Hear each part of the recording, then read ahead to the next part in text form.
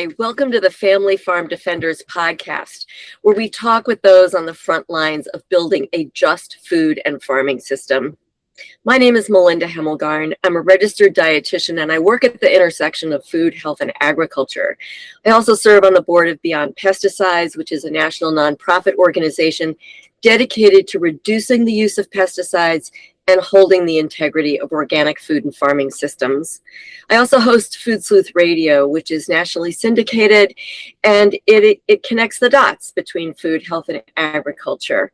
So I'm especially honored today to be moderating this discussion on pesticide drift, the science, politics, and impacts of drift on people and environmental health, and how we can best raise awareness to help solve the problem. And we are honored today to be joined by two highly respected panelists, Rob Faux and Bill Freese. And so let me tell you a little bit about them. Rob Faux is communications manager for the Pesticide Action Network. He also owns and operates a small-scale diversified farm in Tupelo, Iowa, with his spouse, Tammy. Their farm is committed to sustainable growing practices and the principles of agroecology. Yet despite making the choice to use no pesticides on the farm, Rob has experienced multiple exposures to pesticide use, to misapplication, and drift. He is also a cancer survivor and often speaks on the topics of pesticides, drift, cancer, and agroecology. In a former life, Rob earned a PhD in computer science and adult education and worked as a post-secondary educator in computer science. Bill Freese is science director at the Center for Food Safety. It's a nonprofit organization that supports sustainable agriculture and opposes harmful food production technologies. Bill is frequently quoted as an expert on the human health, environmental, and social impacts of pesticides and genetically engineered crops. And working with the Center for Food Safety legal team, Bill has helped win precedent-setting victories in federal courts regarding the Environmental Protection Agency's failure to properly regulate glyphosate, dicamba, and other herbicides. So welcome to you both and to all our attendees. I want to frame our conversation to give it a little perspective on the fact that as we are talking today, Artemis 2 astronauts are up near the moon and looking on planet Earth from afar. And if you talk to astronauts, what they repeatedly say consistently is that we are one beautiful ball of blue and that there are no boundaries. So I think that frames our conversation on drift well. All right, I think we need to start with some terminology because there's confusion about when we talk about pesticides, herbicides. Let's get the language right.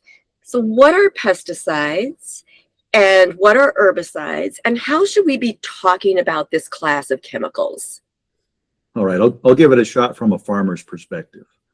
When we're talking about pesticides, it's interesting because depending on the group of people you're talking to, they'll use the term pesticides differently. For example, some of the farmers in our area might refer to pesticides, and it would be equivalent to insecticides and fungicides. And then they would refer to herbicides separately. But in organizations like PAN and Center for Food Safety, we typically refer to pesticides as the overarching term. And inside of that, you would have herbicides, insecticides, fungicide, rodenticide, all of the sides, if you will. So it kind of depends. And if you also get involved in pest control, if you've got pest control businesses, then they tend to say that rodenticides and insecticides are pretty much all pesticides. So sometimes people are going to, for some strange reason, be at loggerheads with each other because they have a different understanding of what pesticides are. But for our purposes, when we're talking here today, pesticides is the umbrella term, and then we can speak about the specific after that. And I think that's a good way for us to think about it. That's great. Bill, do you have anything to add? Yeah, I would just add that it's also the way that EPA defines pesticides, it's basically any, chemical that will, target and kill or repel a pest. And weeds are pests in the same way that insects and, pathogens, plant pathogens are pests. So yeah, that's, and I agree, Rob, it's very confusing. Herbicides has a softer sound, so I think people like to, it's an herb, it's not as scary as pesticide, but pesticide is the correct kind of umbrella term. Well, Bill, I want to go back to, we did a radio interview in 2012, and we talked about genetically modified crops. Mm-hmm. And there is an illusion, I think, in the public, largely because of really good communication from the pesticide industry, that GMO crops are necessary to feed the world, and that they are going to solve the climate problems. They are going to increase crop yields, but that's not what we've seen. So I want to talk about how genetically modifying crops has led to an increased use of pesticides, even though we were told they would lead to less use. Yeah, no, those are really good points, Melinda. And it's hard to believe it's been 14 years since that interview, and I think a lot of the things that we talked about then have, proven to be true in subsequent years.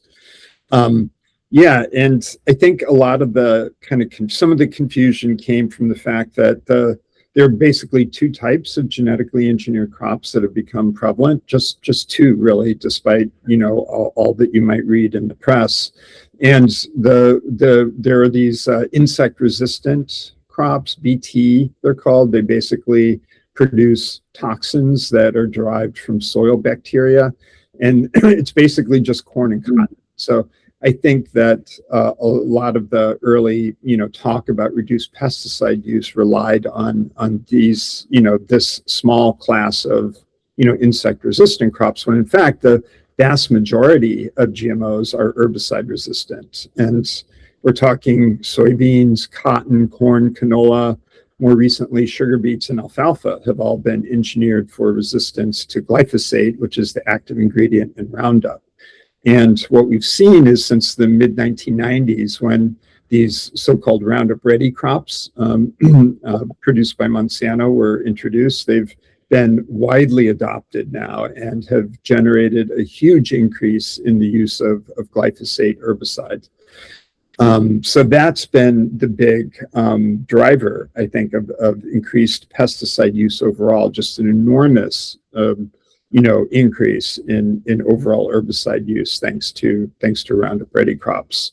And just to give you a sense, it's about 280 to 300 million pounds of glyphosate are used each year, and that's 4 times the amount of the second leading pesticide out there, which is atrazine, which is used at the rate of about 70 million pounds per year. So it's just enormous.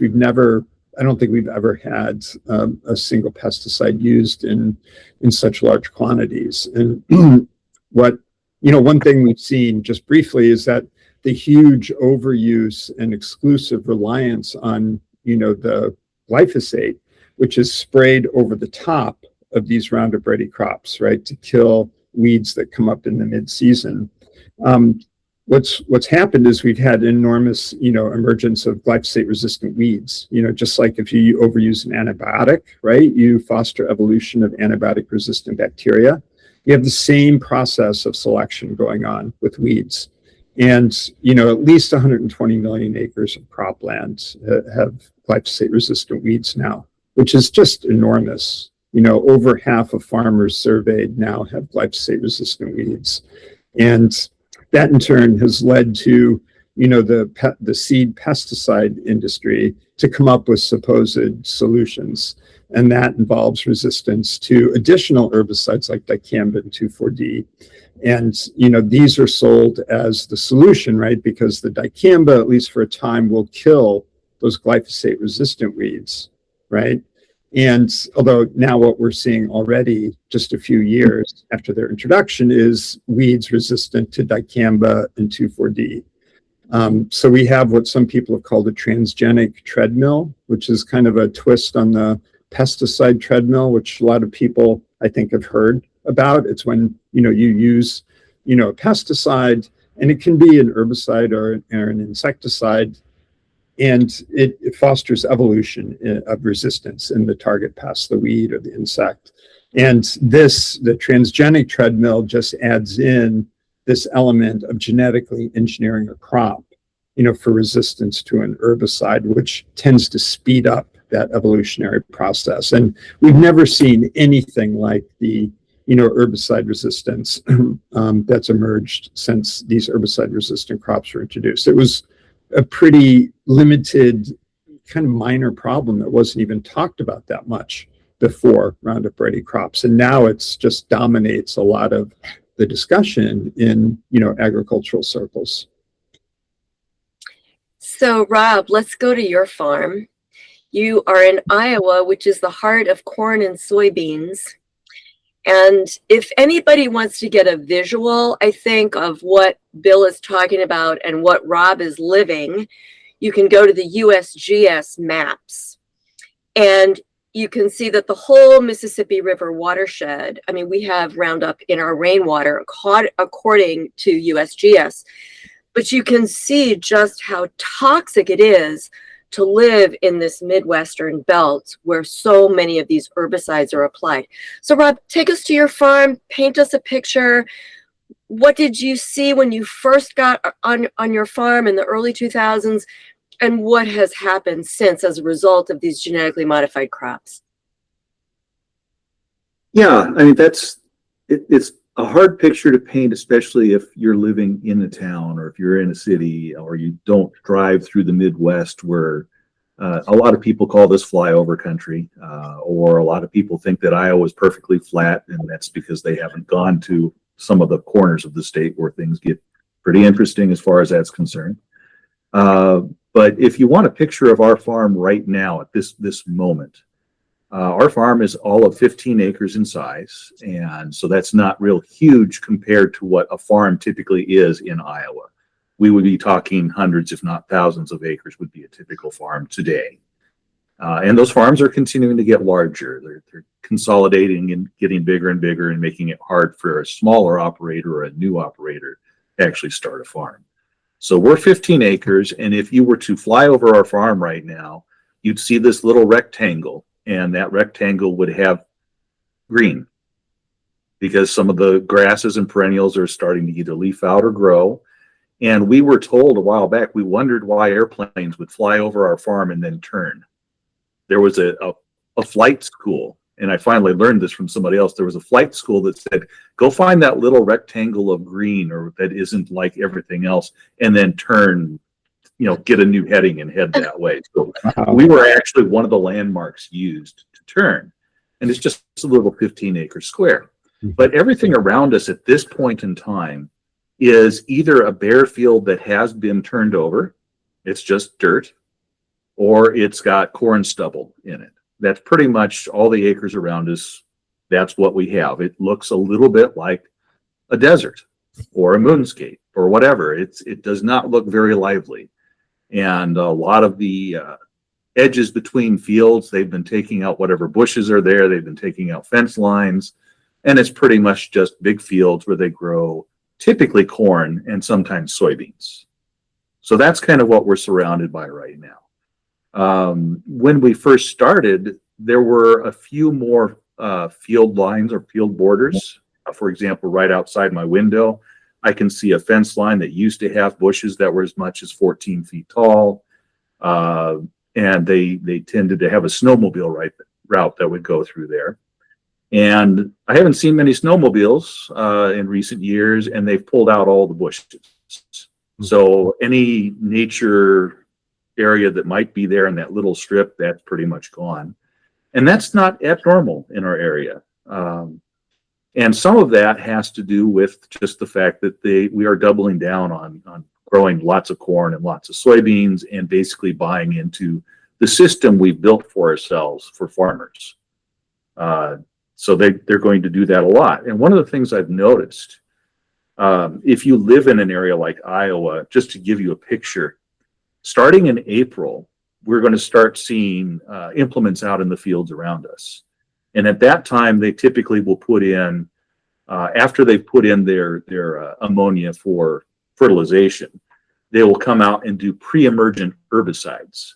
So this is the point where they'll inject things like atrazine. They may spray right on top of the soil. Sometimes they'll inject it into the soil. And that typically happens in April before they plant any seeds.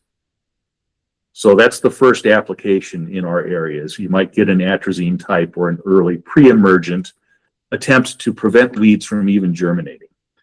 And then after that point, you will have seeds planted. And that's the second application of pesticides, because 97% of corn seed is pre-treated with neonicotinoids. So there's a coat on the seed. And so that's our second opportunity for exposure to pesticides around our farm, because some of that dust that comes off the seeds, if it's windy day, and it's often windy this time of year, that's going to move. So we have bees on our farm, and one of the concerns there, of course, is that our bees don't know borders. As you mentioned, no borders. Bees couldn't go into areas where they might be affected by the neonic dust. The third application, and I know Bill mentioned this, this usually happens in May and June, and that's the over-the-top spraying of herbicides. And this is typically around here when you'll get a glyphosate spraying because of the GMO crops that can handle being coated with glyphosate. But they're starting to stack GMO characteristics for multiple herbicides. So they can choose either a mix of different herbicides, or they can do a different herbicide like dicamba. So dicamba would often be sprayed as an over-the-top for corn, perhaps in early May, and for soybeans, again, it's been reapproved. That can happen sometimes as late as early June. So we've now had 3 pesticide applications by the time we get to June. And that does not get us to the point when we have to spray pesticides, or if we have fungus problems in the crops, or if we have insect problems in the crops. And that typically happens starting mid-July into very early August. And that's the point in time when you're going to start seeing any more aerial spray application. The others are typically ground spraying rigs, but it got to the point starting in about 2009, 2010, we started seeing more planes. When we first moved here, we didn't see much for aerial application. But then as we started seeing more GMO crops, we started seeing more aerial applications in the area, to the point that it's almost a war zone. It sounds like those old war movies from World War II almost at the farm. When you get to the last week of July, you're going to get an awful lot of planes flying around. And I will say that that's probably one of the best opportunities. The further you get off the deck of where you're spraying, the more likely it is that you're going to have drift of whatever pesticide you're applying. And that's typically the last spray that happens around our farm. There are areas where if you go a little further north, you might find potato crops, and they'll often do yet another herbicide spraying to dry down the potato crops. So their intent is to desiccate the greens to make it easier for them to harvest. And they do that sometimes with certain grain crops as well. But I know potato crops better, so I can speak to that a little bit more.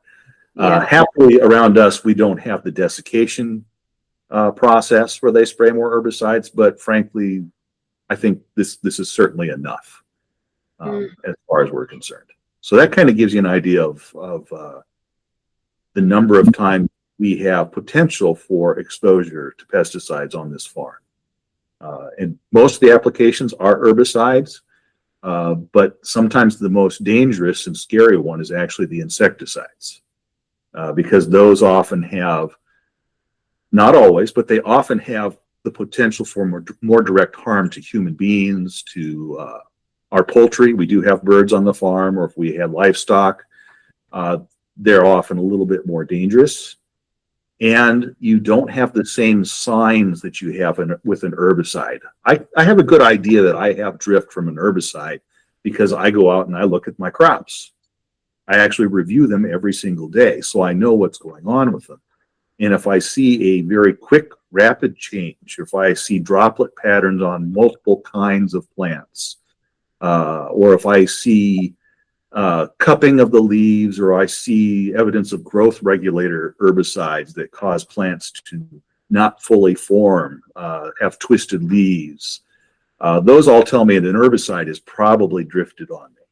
But when it's an insecticide or a fungicide, it's pretty hard to tell that it's happened, and you don't always know that you're walking around with some of these pesticides in the air around you, or on the surfaces you're touching, or on the vegetables you've just harvested.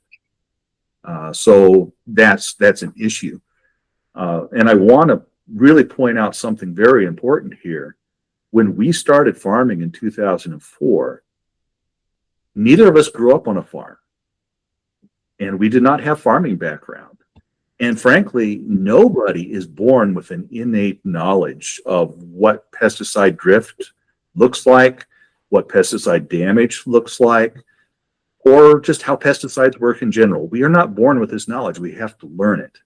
And it took us time to start recognizing things that were happening and understanding that, no, that is not a disease. That is actually pesticide damage of some kind. And starting to look for the signs. A really good example is very early, maybe our third year on the farm.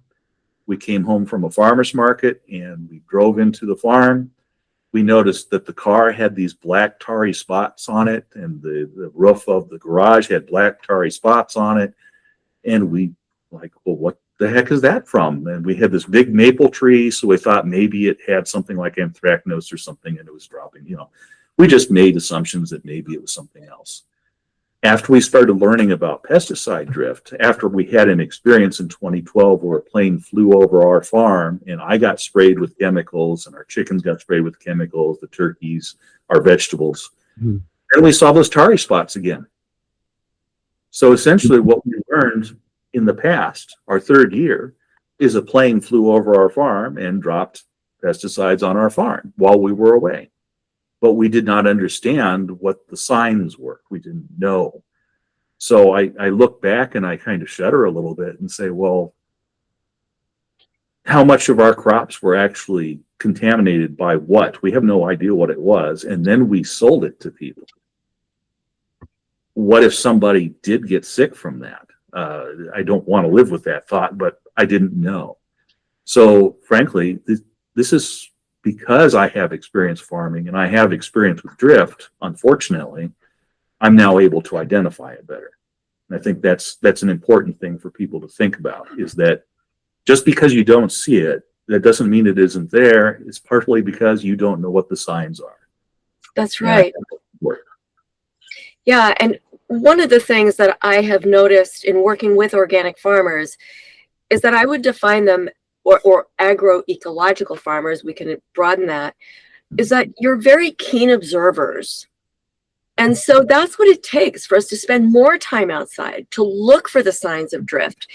And I wonder, is there either on the CFS website or the PAN website, we need like a library of images so that we know what we're looking at. I think a lot of people who live in town, for example, myself included, neighbors use lawn chemicals, and someone might see damage on a native plant or their vegetable garden, and they say, oh, maybe I have a pest. And they'll go out and they'll search for another chemical to apply when really they're suffering from a drift damage incident. Mm-hmm. So let's talk about drift in terms of what is likely to increase the risk of drift, and what are some of the conditions that contribute to that. I thought it was interesting that you mentioned the seed coatings. When I think of drift, I typically think of air mobility. But your neonicotinoid example is a really good one in that, yeah, there's dust from those seeds.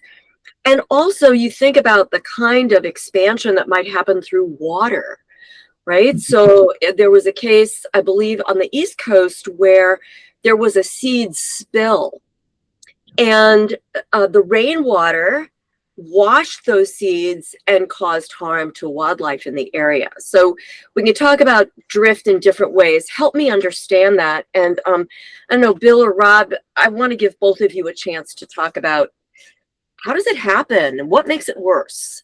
So, to speak to Rob's point about the importance of when you apply a pesticide or an herbicide in particular, if it's post-emergence or over the top is another word for that, you're spraying something that has a greater opportunity to cause damage to neighboring fields, right? Because again, Rob was talking about pre-emergence use.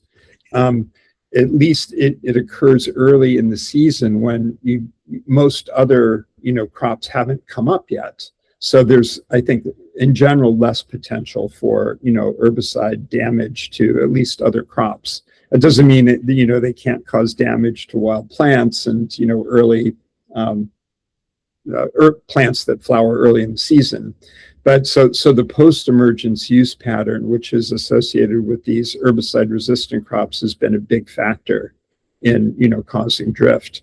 2,4-D and dicamba were the other leaders on the list, and this is before they were even being used much post-emergence. So, in any case, I could give just a little background on how EPA regulates or fails to regulate, drift. Sure. I think, I think around the turn of the century, EPA made an effort to deal with pesticide drift. It was around 2001 that this effort came to an end. One of the reasons it failed is because they got tremendous pushback from pesticide firms and the big ag groups, commodity groups like the American Soybean Association. And I think it's really important to understand that these organizations have so much, influence with our federal regulators, with EPA. I think most people probably know, like Bayer now, which controls Monsanto, has been, very influential with the administration, with EPA. These companies are constantly have people at EPA offices lobbying, right, to get a new pesticide approved, to reduce the safety restrictions. They're just constantly there. They have a huge presence and a lot of influence.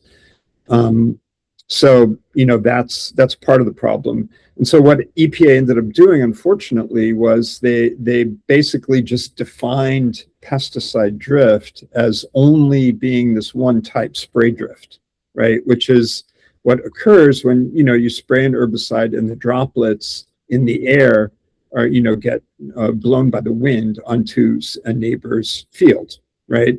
So that's one form of drift, and it's important, but it doesn't cover, for instance, volatility.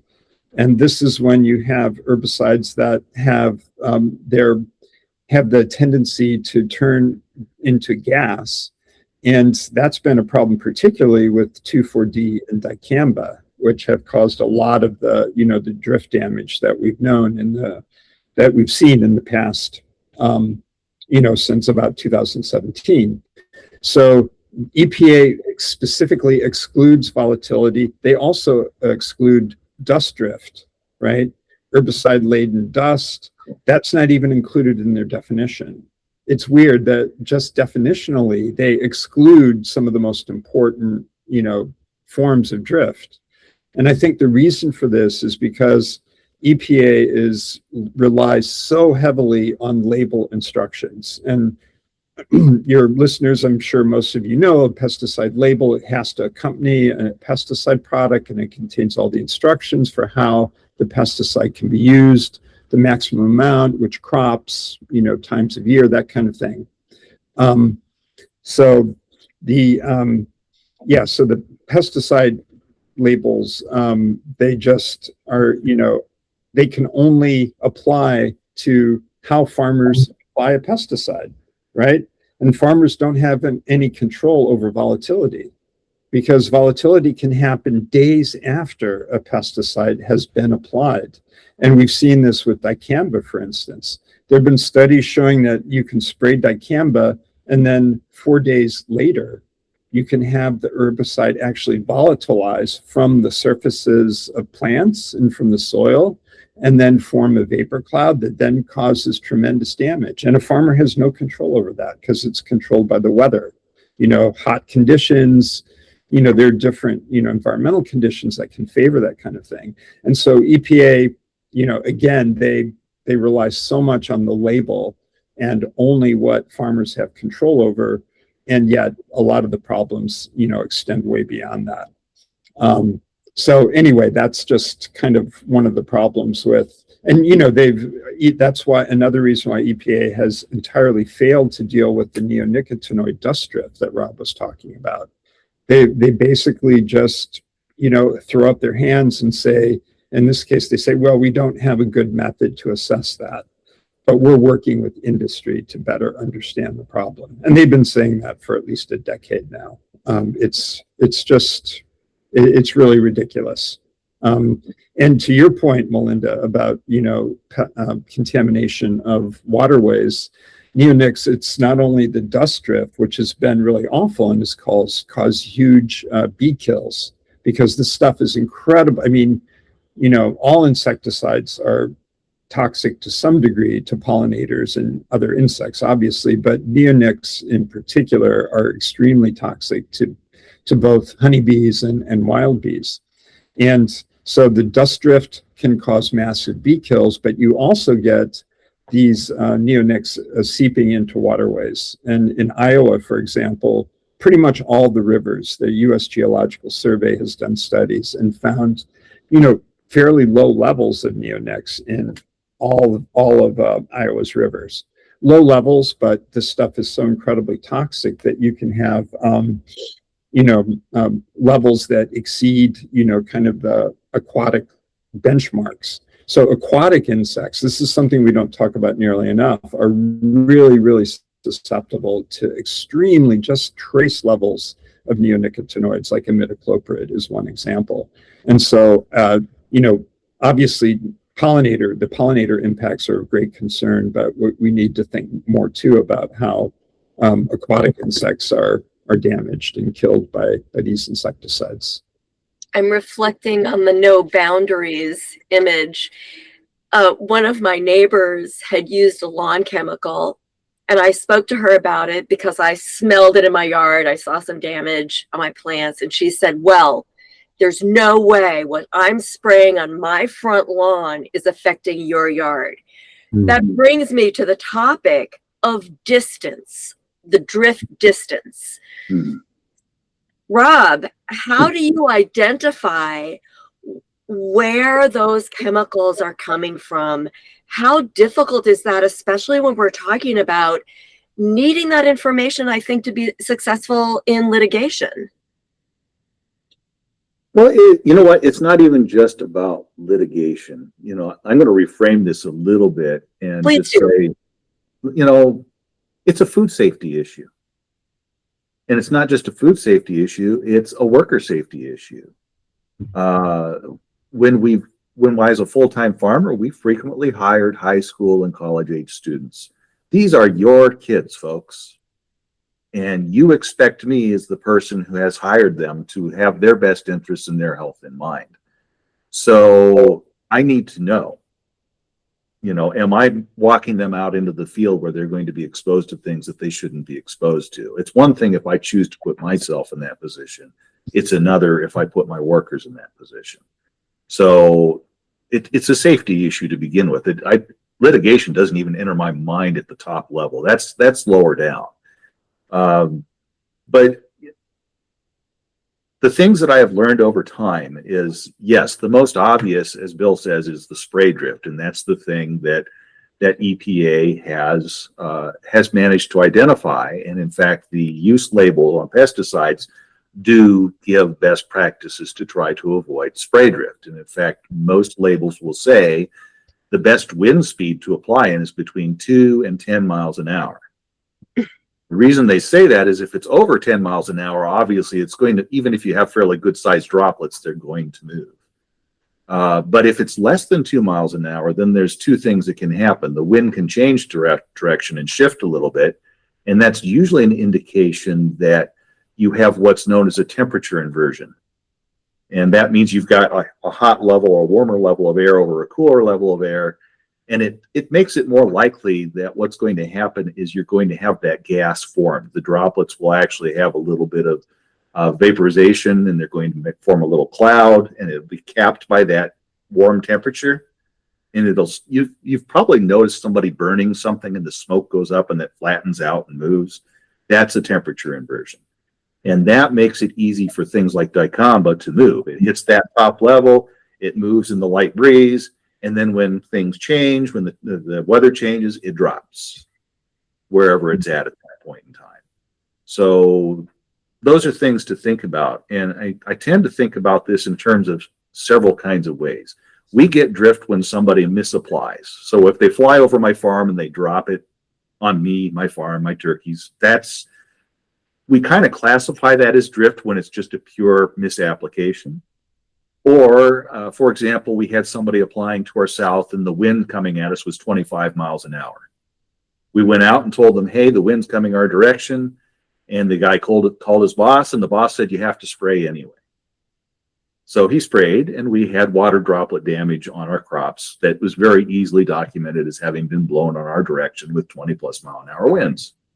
Okay, so that's an example of spray drift or droplet damage. Both of those are the things that EPA has some regulations on.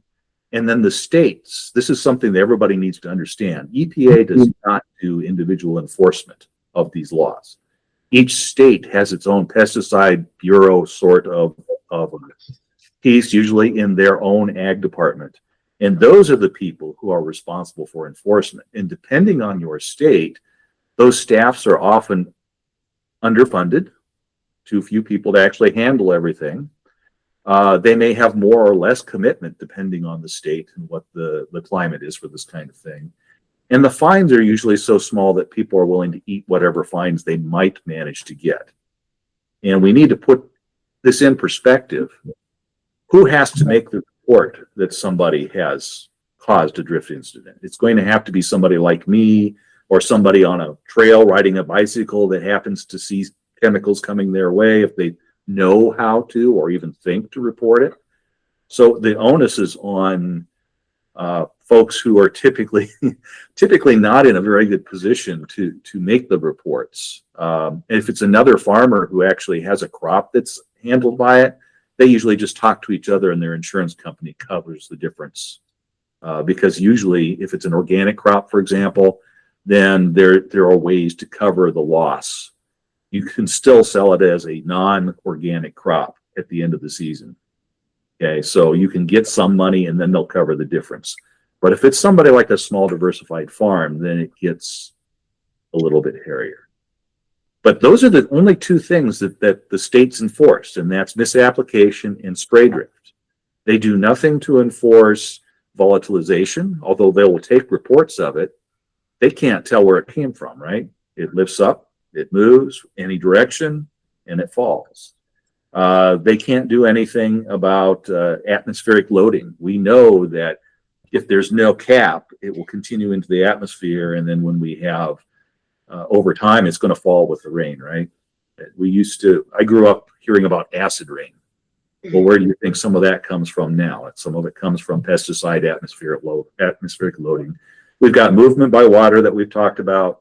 We've got systemic pesticides. These are things that actually become part of the plant. So now it can be moved with pollen, among other things. And then we have leaching into the groundwater that we have to concern ourselves with. And sometimes that's breakdown products. It's not the original active ingredients or parts of the pesticide formulation. These are breakdown products that could be just as dangerous leaching into the water system. So we have all of these possible drift from target issues, and most of them are not regulated and there's no enforcement for them. And that's incredibly concerning to be thinking about things from that perspective. So, that's just something for us to keep in mind. And I think the other thing I wanted to mention here too, I want to talk about dicamba very briefly. And it's because we have a good story to tell and a bad story to tell with dicamba that maybe makes this relatable. Dicamba for over-the-top spray on soybeans was approved. Bill, I think it was 2016, 2017, if I recall correctly. Yeah, 2017 was the first year of real use. So yeah, we used to, just as a picture, this is a picture that I use. Our farm used to grow bell peppers out in the field, and we grew all kinds of crops. So this was only one of our crops. And we regularly harvested thousands of marketable bell peppers. And when I say marketable, these are ones I'd be happy to put on a farmer's market table, and almost anybody would say, that's a nice pepper. Okay. Thousands. Once dicamba was approved, 2017, there was light use in our area. So I don't think we had too much trouble. But by 2018, my harvest from the field for peppers, for bell peppers, was 7. That's the number 7, folks. That's not thousands. I went from thousands of marketable peppers to 7. And so over time, we kept trying to make it work, and we just couldn't grow peppers. We were having trouble with tomatoes. We were having some trouble with other crops. And so we started moving some things inside of high tunnels. But what we've noticed, as dicamba has been used in our area, and it was very widely used in our county, a lot of people used it, is that almost all our crops, including those in the high tunnels, which are hoop buildings that are covered with plastic, even our production in those buildings was reduced. We could still get production, but we couldn't get the same production we had been getting. And then happily, this lawsuit that Center for Food Safety brought forward helped remove the registration for dicamba for over-the-top soybeans and cotton. And so the last 2 years on our farm, we have not had to contend with dicamba drift. And a strange thing has happened. I learned that my memories and my old records about the farm are actually correct. We could actually grow some really good peppers on this farm and really good summer squash and zucchini. We saw our numbers, both in the high tunnel and the field, go back to what we had prior to the registration to dicamba. It's absolutely amazing. Now, we're growing less than we used to, so you can't go on raw numbers of production, but I can go on row foot production. And our numbers went back to the numbers we had prior to dicamba. Now we're looking at a new, it's been re-registered. So for this year, I'm kind of expecting that we will see a setback this year, or if not this year, because farmers don't always immediately adapt to, let's go use that dicamba product. They might not have it this year. They might not have ordered it. So maybe I have 1 year of grace, but if we can't get that registration removed again, I highly suspect that at least next year, I'll find the numbers go back down. I'll have the same problems I was having before. And I did tell some of the folks for Center of Food Safety when they were asking for my input, I had originally planned that this was going to be, I was going to keep farming until I wanted to retire. But even if I retired, I kind of had this dream that I'd just keep growing. That's kind of what I thought I wanted to do. But when dicamba came into the scene and really made it hard for us to grow, we started entertaining different ideas, which is why I took the job with Pesticide Action and Agroecology Network, is because we had just decided, you know what, I don't think we can fight the pesticides anymore. We have to make an income somewhere else. And why not make an income where we can start telling the story and trying to reverse directions on where we've been going? This is not what I wanted to do, folks. This is not the thing I wanted to do. But it's the thing I am doing. And it's in large part because of pesticide drift. I think about litigation. I see it as a violation, a personal violation. I see it as almost like a rape, because chemicals are coming into our bodies without our permission. So a chemical trespass, a violation. It seems that the courts are really the only tool, really, if we're going to use to make a significant impact in this.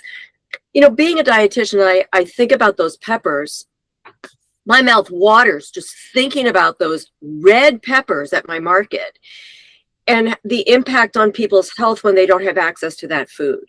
And there's a great quote out of the Food is Medicine work about how food is medicine if that's true, then agriculture is the foundation to health. And that's why we need to have this conversation.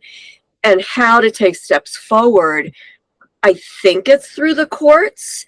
Bill, help me out here. Is that our channel for change? I mean, I think it's certainly one avenue, and I wouldn't presume to, say that there's any one pathway to, confront this problem, because it really is so multifaceted. And I think we need public education, obviously, which is something we try to do with, articles when we can, get articles in the press or get our perspective told in articles. And then we also have to work on, the regulatory agencies. We still engage with them quite frequently. There's a whole process now where government agencies like the EPA, when they decide to make some sort of decision, it's usually a proposed decision that they put out for public comment. And one of my main jobs, I spend way too much time doing this perhaps, but it's to kind of critically comment on the agency's assessment and their decision to approve a new pesticide, or the conditions under which they approve it, or, their often flawed assessment of whether the pesticide will cause harms to human health or the environment. And so we continue to do that. And unfortunately, we most often are ignored by the agency.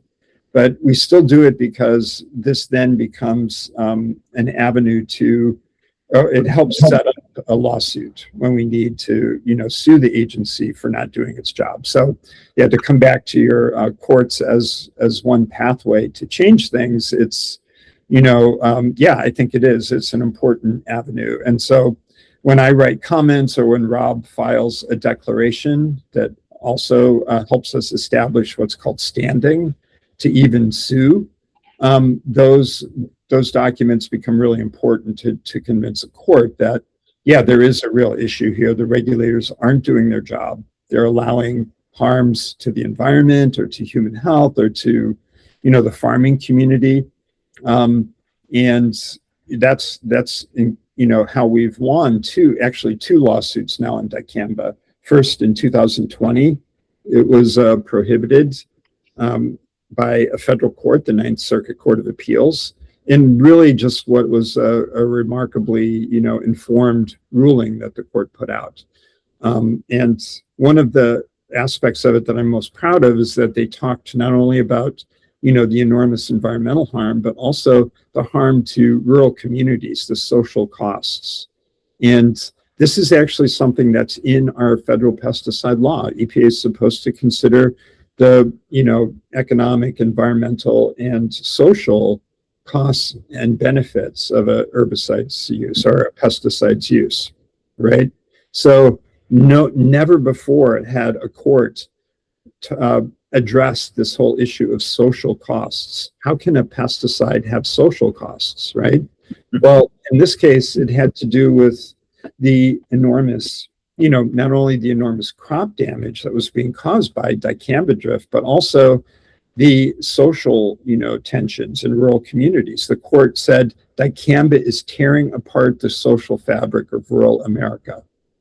It was a pretty remarkable ruling, and this had to do with disputes, sometimes really serious disputes in farm communities between farmers who are using dicamba and those who are being impacted through crop damage by it. And in fact, there was even a murder, a killing that occurred in, southern Missouri and Arkansas, right on the border of the two states. It's so sad and tragic that it comes to this. But, in less dramatic forms too, there have been vandalism where proponents of dicamba have vandalized the property of, opponents who are trying to get it prohibited or at least better regulated. It's really heartbreaking to see. And what's really heartbreaking is that the farmers who are most, responsible, who are most thinking about how to farm properly to, or say they just want to grow non-GM crops. They're often the ones, organic crops like Rob, right? They're the ones who who take the hit, right? And they're not properly accounted for in our whole regulatory framework. So that's really a tragedy. Another avenue is where people, farmers and others who have been injured by pesticide drift sue the manufacturer directly. All right, so our lawsuits have involved suing EPA for misregulating or failing to regulate pesticides. Others have sued the companies directly, and that's another, I think, been somewhat effective avenue, and at least getting restitution for folks who have experienced injury. So one of the most prominent cases involved a peach orchard, Bader Farms, in the Boot Heel of Missouri, the biggest peach orchard in the Mid-South, basically, a really major operation that had been just slammed by dicamba drift over and over again, 6, 7, 8 times per season, because dicamba was very, very heavily used there on both soybeans and cotton. And so Bader Farms sued Monsanto and won just an amazingly large, compensation package of like over $250 million initially, most of which was punitive damages. The jury, okay, this was a jury trial, they were so outraged by Monsanto's negligence that the punitive damages were about $250 million. The actual compensation for the damage to the farm was just $15 million. But this gives you an idea of how outrageous the companies have been in, the lies that they tell to regulators and to farmers about, the supposed safety of these new crop systems. So yeah, I think lawsuits are an important avenue. We need to educate folks better, the general public, and we also have to just pierce some of the myths that are told by the pesticide firms and the big commodity groups like American Soybean Association, which are tied at the hip with the pesticide firms.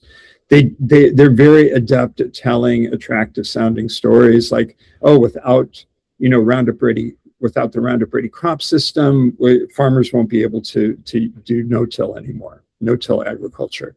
And they've they talk about the supposed environmental benefits of no-till when actually the true story is far, far different. We don't need Roundup Ready crops to reduce tillage in agriculture.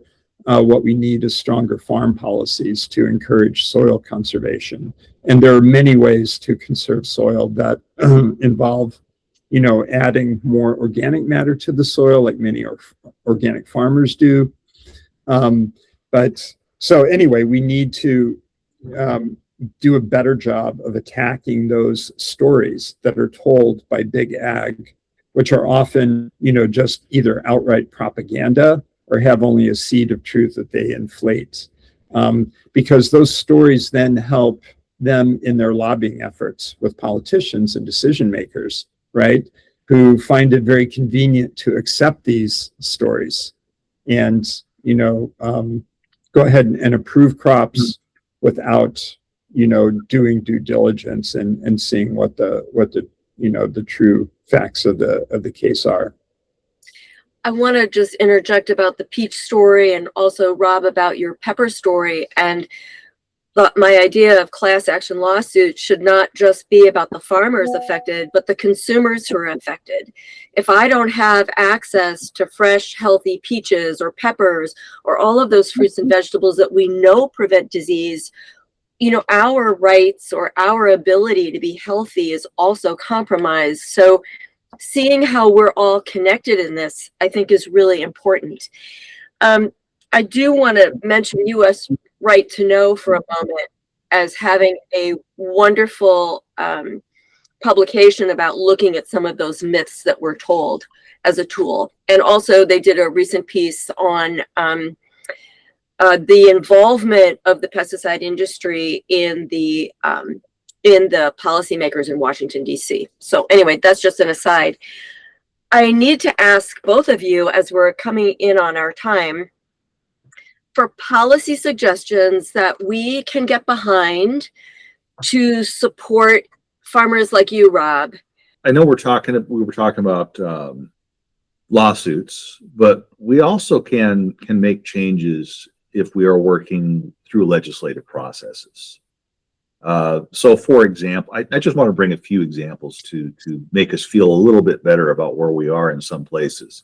For example, I think it was just last year or the year before, Vermont passed rules against the use of neonicotinoids. So there are various states that are a little more progressive about having a little bit higher levels of regulation for pesticides. Minnesota is a good example. They've been trying to move forward with some legislation. California typically leads the way with a lot more stricter registration requirements. Hawaii sometimes will have movement forward beyond what the EPA might set or what the federal government might set. So often at the state and local levels, we have opportunities potentially to make some difference. The danger right now is we actually have some bills and some movement to try and do two things that are very dangerous. One of which is there's an attempt, it's called preemption, and the idea is to take or preempt the right of local communities and states to set regulations for pesticides higher than the federal minimums. And there are attempts to try and make preemption the law of the land, that what the EPA and the federal government sets, that's what everybody does, and nobody has a right to say in your town, you've decided we don't want to use neonicotinoids, or we want to not allow aerial spraying. Essentially, you won't be given the opportunity to do that anymore. Or if you already have such rules, they will be stricken from the books because they won't be legal. So we need to make sure that these preemption laws don't get passed, so that we have opportunities at the local level to make the changes our communities might specifically want. The other one has been known as the lawsuit immunity fight, where pesticide companies are seeking immunity from lawsuits, which is going to make it even harder for us to actually hold them accountable when you can in fact prove injury. And to make this very, very clear, I'm a cancer survivor, and it is possible. I often wonder, did I get cancer because of my exposures to pesticides over time? I can't prove it. There's no way I could possibly prove it. It is so darn hard to prove that a specific illness was caused by a specific thing. And yet, Monsanto Bayer has lost several lawsuits pertaining to their Roundup products. And this is what's motivated them to create the Modern Ag Alliance and try and push laws in states at the federal level, and actually take it to the Supreme Court to try and make it so that they have immunity from lawsuits. And their argument at the base of it is things like glyphosate are too important. You really can't restrict it. That's the base of the argument, is glyphosate's so important for us that we must protect it from individuals being harmed by it, which is pretty far from the truth, but yet that's the way it is. So we have these things coming up that we need to fight. And in fact, just to add hope to this, Iowa is, as we say, in the belly of the beast for big ag, and yet Iowa prevented that law, that lawsuit immunity law, from being passed 3 years running now.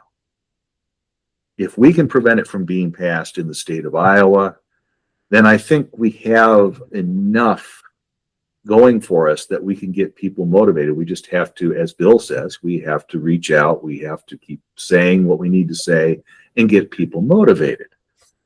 Because unlike the big pesticide companies, we don't have people in the regulatory agencies or in lobbyists, as lobbyists in the room as often as those big companies do. So we have to get the word out to more people, which is why podcasts like this are very useful, to let them know that you need to learn to be aware of these things. You need to learn to be aware of what drift can mean for you or your friends or your neighbors or your family. You need to learn that this is an important topic, and then you need to be engaged. And you can be engaged either through finding ways to support legislation or to block legislation. You can be engaged by looking for these class lawsuits or supporting the food safe, support the things that Bill does, support the things that I do at PAN, because sometimes we're folks who are actually getting paid a salary to try and spend time keeping track of what's going on and then trying to disseminate information. There's behind the scenes work that goes on. As Bill mentioned, he's often writing comments for the regulatory agencies saying, hey, you don't want to do this, because PAN also has scientists on staff that are doing the same thing. Mm-hmm. And we don't tout that very much, because they spend their time, use their expertise, skip the words, at least to try and counterbalance the lobbyists that are there. And if nobody's doing that, then we're not going to have a prayer, even if every person stands up and says we don't want it. We need the combination of individuals standing up saying we need to make change, and the experts who are spending time on this continuing to hammer away at, no, you got to pay attention to these things. We need groups like the Prairie Rivers Network you mentioned earlier. It'd be nice to have a place that has pictures of herbicide damage. Prairie Rivers Network in Illinois has all kinds of pictures of different pesticide damage, and including dicamba. So they have done a really great job. So if somebody out there is trying to find images to say, what does that look like? They've got a whole bunch of them. So it's out there. We just need to keep trying to shine lights on it, get people motivated. And I think we can use all of the avenues, whether it's legislative or it's through the executive branch or it's through the courts. We got to use them all, because that's what the pesticide companies are using, is all three branches. Mm-hmm. So we have to be engaged. Yeah. And I would just add on the, thanks for Rob for bringing up the kind of the pesticide preemption issues that Bayer has been working so hard on. Basically, there have been so many lawsuits. Over 100,000 people have sued Bayer over cancer. These are people who have used glyphosate-containing herbicides like Roundup, mostly around their homes, or maybe as school groundskeepers, and have unfortunately contracted non-Hodgkin's lymphoma, which is a really, really nasty cancer of the immune system. And it's the one that, studies show that glyphosate is linked to. Glyphosate has been classified as probably carcinogenic to humans over a decade ago by the International Agency for Research on Cancer. So, the company has paid out, I believe it's about $11 billion so far in either jury trials or in settlements of those lawsuits. And as Rob was referring to, they've decided that the only way to stop this is to get now the Supreme Court to rule that one of the primary bases for these successful lawsuits has been failure to warn, right? That Roundup could cause cancer. And so what they're trying to get the Supreme Court to say is that unless EPA says, right, it can cause cancer, then there can be no such warning. And so any such claims by a plaintiff would not apply, could not be brought, if that makes sense. So, I know we're near the end of our time here, but it's very important that we prevent this from happening. One thing that we did, and it's on our website, is we decided to look at the whole issue of warnings on pesticide labels. And we said, well, wait a minute, does EPA ever warn that a pesticide could cause cancer? And what we found is that there are 200 pesticides for which EPA has decided, yes, this is either a possible or a likely human carcinogen, right? 200. And this includes older pesticides that are no longer in use. But basically, you almost never find any sort of cancer warning, even when EPA itself says it could cause cancer, right? So, this points to just a fundamental problem in our regulatory system. And I think it also just kind of shows how foolhardy it would be for the Supreme Court to put this whole issue of whether a pesticide causes cancer completely in the hands of the EPA, because, again, even when they agree that a pesticide could cause cancer, users aren't warned about it. There's just nothing on the label to indicate you are dealing with something that could give you cancer. And that's just pretty outrageous, I think. We're going to have to close. I want to give each of you a chance to just give one last message or charge to those who are attending. Rob, we'll start with you. Okay. Yeah, I do want to point something out that is very important to me as a cancer survivor. I live in the only state of the nation, in Iowa, that has reported that our cancer rates are increasing. And if you look at those nice USGS pesticide use maps that you mentioned earlier, there's one state that is usually covered in brown, dark brown, which shows a higher rate of pesticide use. And you can go to pick a pesticide. You typically see Iowa's covered in dark brown over and over and over again. And recent studies and a very important report came out in Iowa trying to look at what are the causes of cancer in Iowa. And not to my surprise, pesticides and water quality were two of the things that came up that probably have strong linkage to the increased cancer rates. And a lot of the problems we're having with water quality have something to do with our corporate agriculture system and runoff from pesticides, for example. So we're looking at an awful lot of evidence right now that is telling us that part of the reason we're getting sick is because of pesticide use and our reliance on over-reliance on pesticides. And I think that pesticide companies are aware of this and probably have been aware of some of this longer than we have. They're probably aware of some of these risks because they're supposed to study them. They don't always divulge them to the EPA, but they're probably aware of it. And I think that they're aware that the tide is starting to turn and that people like us are starting to recognize that these pesticides are dangerous and that they're making us sick and they're making our environment sick. Our oak trees in our front yard are not as healthy as they used to be because of these pesticides. That's why they're pushing so hard right now to protect themselves, because they know that they're responsible. And that's why we need to be activated at this point in time.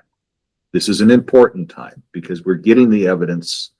I liken this to the tobacco movement from years back. It took a lot of effort and a lot of concerted effort, a lot of education, a lot of messaging, but eventually we turned the tide. Well, this is the time for us to start getting that tide to turn, because this is an important moment.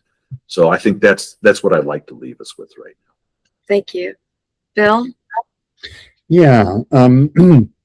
Yeah, no, I think that's all really important to say, Rob. And, the fact that, as you say, the cancer has become a real issue in Iowa, I think that's obviously something that crosses political lines.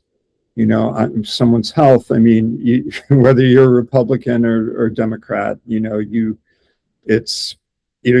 don't want to get a debilitating disease. And we've seen the rise of the, MAHA movement, which I think signals at least parts of it. Obviously I think there are issues there, but in terms of wanting, food that's free of pesticides, or at least as much as possible, is a really positive aspect of this movement. And so that gives me hope too, that there's kind of a crossover now, an issue that previously was only being pushed by, people on one side of the political spectrum is now, finding support, among more conservative voters as well. I think that's really, really promising, and hopefully will lead to, progress and getting to a much healthier agricultural system.